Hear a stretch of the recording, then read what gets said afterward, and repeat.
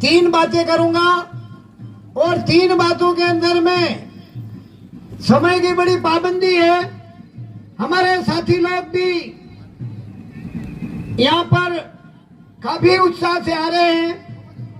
निवेदन ये करूंगा कि तीन बातें हमारे इतिहास, हमारी संस्कृति और हमारे शिक्षा पर,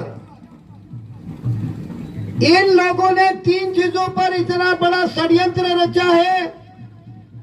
जो लोग हमारे आदिवासी सर्टिफिकेट से जीत के जाते हैं वे पार्टियों की गुलामी करते हैं। हमें पार्टियों से कोई लेना देना नहीं। हमारा जो भला करेगा हम उसके साथ रहेंगे। साथियों, आज 75 साल हो गए आदिवासियों के नाम से करोड़ों रुपए बजट बनता है, अरबों रुपए बजट बनते हैं। मेरी बात सुनो, आदिवासी के अलावा और किसी जात पर बजट बनता हो तो बताओ। हमारी जमीन, हमारे खदान और हमारे ऊपर बजट बनता है केंद्र सरकार में, और केंद्र सरकार हमारा भला न करके औरों का भला करता है। इसका कारण यह है कि हमारे आदिवासी सर्टिफिकेट से जीत के जो भी लोग जाते हैं, किसी भी पार्टी में जाते हैं, वो पार्टी के गुलाम हैं, हमारे समाज की बात नहीं करते हैं। मैं ये कहना चाहता हूँ कि कानून के दायरे में रह के हम बात करेंगे। आदिवासी देश का मालिक है, ऐसा संविधान बोलता है, सुप्रीम कोर्ट बोलता है, 5वीं और 6ठी अनुसूची बोलती है, तो फिर हमारा आदिवासी मजदूर क्यों बनाया जा रहा है? इस देश का मालिक है, उसको मजदूर क्यों बनाया जा रहा है? उसके नाम से लाखों और करोड़ों रुपए बजट जारी करके दूसरी जगह पे खर्च करते हैं। ऐसा क्यों? इसलिए साथियों, दोस्त कौन है और दुश्मन कौन है उसको पहचानने की जरूरत है। मैं ये कह रहा हूं, आदिवासी देश का मालिक है। आदिवासी किसी भी धर्म में नहीं आता है, आदि धर्म में आता है, और आदि धर्म कुदरत को मानता है। किस किस को मानता है? आदिवासी के देवी देवता कौन से, ये आप नोट कर लेना। और वो है जमीन आसमान, पानी पवन, धरती माता, अन्न और अग्नि, और सबसे बड़ा देवता हमारे माता पिता हैं। हमारे माता पिता ने यदि पवित्र कार्य करके मुझे पैदा नहीं किया होता तो मैं इस धरती पर नहीं होता। इसलिए सबसे बड़ा देवता हमारा बाप, और सबसे बड़ी माँ हमारी माँ, जिसने 9 महीने तक हमको गर्भ में रखा और पैदा किया, पढ़ाया लिखाया, शादी कराई, नौकरी कराई। और तुम औरों की माँ को माथे पे लेकर घूमते हो।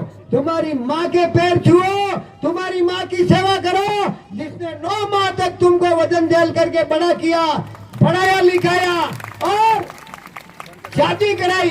उसको तो तुम गालियां देते हो और दूसरों की माओ को माथे लेके घूमते हो। और हमारे गांव में ऐसा षड्यंत्र पूर्वक गैर आदिवासी होते, वो पगपाला यानी यात्रा। कौन सी यात्रा? अंबा माता, खोड़ियार माता, पीपी। अरे मैं यूं कह रहा हूं कि तुमको उस माँ ने जन्म नहीं दिया होता तो काल्पनिक माताओं को कहाँ देखते? हमारे ओरिजिनल माँ की सेवा करो, जिसके पेट से तुमने जन्म दिया। अरे मैं यूं कह रहा हूं, तुम्हारे बाप ने तुम्हारी सेवा की, तुमको पढ़ाया, उसको तो भूल जाते हो और दूसरों के माता पिता को माथे पे लेकर घूमते हो। वो तुम्हारा क्या भला करेंगे? ये एक षड्यंत्र पूर्वक साजिश है, जो हमारे आदिवासियों की संस्कृति और हमारे धर्म को खत्म करने का षड्यंत्र है। और ये पार्टियां करते हैं, गैर आदिवासी करते हैं। मैं कह रहा हूँ, जमीन आसमान, पानी पवन, पृथ्वी और अग्नि, ये हमारे आदिवासियों के बड़े देवता हैं और वो काल्पनिक देवता है। मैं किसी धर्म का विरोध नहीं करता हूँ, लेकिन हमारे साथ षड्यंत्र करते हो, इसलिए हमको बोलना पड़ेगा और बोलेंगे। हम संविधान को आगे रखते हैं। आप, संविधान हमारे लिए सबसे सर्वोपरि है और संविधान के खिलाफ हम नहीं बोलते हैं। संविधान के विरोध में जो भी बोलता है वो देशद्रोही है, उसके ऊपर मुकदमा होना चाहिए। 244 क्या कहता है? इस देश का मालिक आदिवासी है, ये जल जंगल जमीन का मालिक आदिवासी है, तो फिर हमको मजदूर क्यों बना रहे हो? अरे तुमने रोजगार गारंटी को महत्व दिया, इतना यदि हमारी शिक्षा पर आपने महत्व दिया होता तो ये देश सोने की चिड़िया वापस बन जाता। इसलिए साथियों, मैं बहुत कुछ कहना चाहता हूं, लेकिन दादा ने मेरे को पहले ही बांध दिया है कि समय का ध्यान रखते हुए और लिमिट के अंदर में, इसलिए मैं पार्टी का या किसी भी धर्म का, किसी भी जाति का विरोधी नहीं हूं और न रहूंगा, लेकिन हमारे समाज के साथ षड्यंत्र करेंगे और हमारे साथ धोखाबाजी करेंगे तो उनको बख्शा भी नहीं जाएगा। क्या आज मैं यूं कह रहा हूं, 2014 के अंदर में मानगढ़ पर हमने आदिवासी परिवार लॉन्च किया। यह हमारा समुदाय है और हमारे समुदाय को जागृति करना, जानकारी देना, यह हमारा पहला कर्तव्य है। हमारा हक अधिकार, हमारा सुप्रीम कोर्ट क्या बोलता है, संविधान क्या बोलता है, 5वीं और 6वीं अनुसूची क्या बोलती है, फिर हमको गुमराह क्यों करते हो? अभी आपको कल परसों कह रहे थे कि राहत कैंप लग गए, क्या महंगाई राहत कैंप? अरे महंगाई राहत कैंप नहीं, आपको मूर्ख बनाने का षड्यंत्र है। कैसे? अरे 4 साल तक महंगाई कहाँ गई? चुनाव के टाइम में आपकी महंगाई आ गई, इसीलिए ये ध्यान रखने की बात है। और मैं ये कह रहा हूं, आप इन पार्टियों में फंसे रहोगे तो आने वाली पीढ़ी आपकी खत्म हो जाएगी। सबसे पहले इनका जमीन पर निगाह और आप लोगों को गुलाम बनाने का निगाह। देखो, शिक्षा पर सबसे बड़ा षड्यंत्र है, उन्होंने शिक्षा को व्यापार बना दिया है।